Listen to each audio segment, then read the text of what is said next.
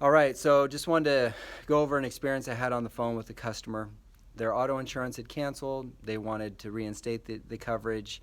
And basically, they had had three previous policies just in 2019 alone. It would have been a fourth rewrite on their auto insurance.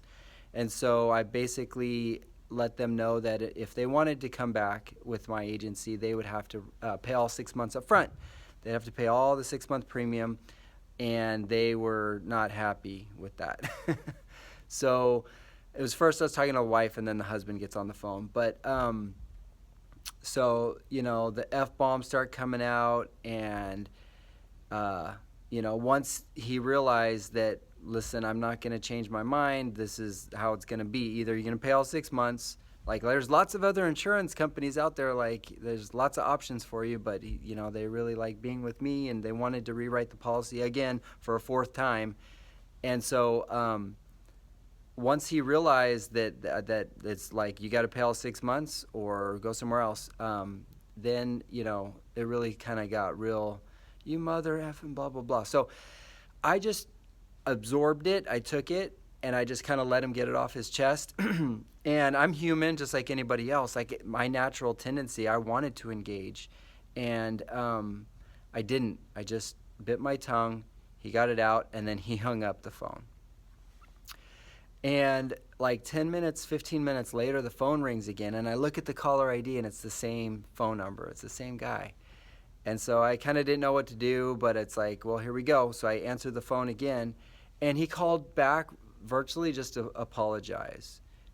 Not to get the end. He knew I wouldn't, just because he apologized doesn't mean I would change and offer him the insurance now or whatever. It wasn't anything like that. He just, wanted to just say he, apologize for that. And it just reminded me, had I engaged, I felt like my silence when he called the first time, I felt like that was my power. Like, when you engage, that just adds fuel to the fire. And I know that the reason why I was able to have it be somewhat of, I think, the best case scenario outcome of possible, with him calling back and apologizing, him still not being with my agency, going somewhere else, was my ability to just resist to engage. And so just wanted to share that. How many times in your life, seriously, if you think about it, I know I'm guilty of it. How many times in your life have you sent an email or maybe a text message and you've been like, ooh, maybe I shouldn't have sent that. Maybe you're upset, you're in the heat of the moment, kind of a thing. And what I'm realizing is, when I'm upset and it's fresh, I don't have a time just to sleep on it or think about it or just to take a walk and get some fresh air, that it just turns out bad. And so I was really happy how that turned out. Take a break, take a deep breath. You can stand up for yourself. I'm not talking about just rolling over and just not taking a stand for what you believe and what's true. But really, especially with email and text, like when it's in writing, it's like it's always there's a log, and there's always a history of that. So before you fire off an email, you get upset, you get triggered by something that somebody sends or does, write up that email and then just save it in your drafts, right? Get it all out. It's not good to just bottle it up either. Go fire away, blast away in that email, but don't send it. Wait till later that afternoon, or even better, till the next day, then reread it.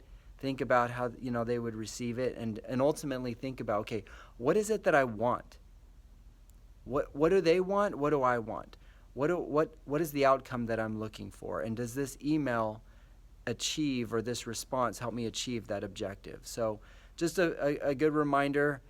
It really benefited me today, talking to that customer, just to relax and not to engage.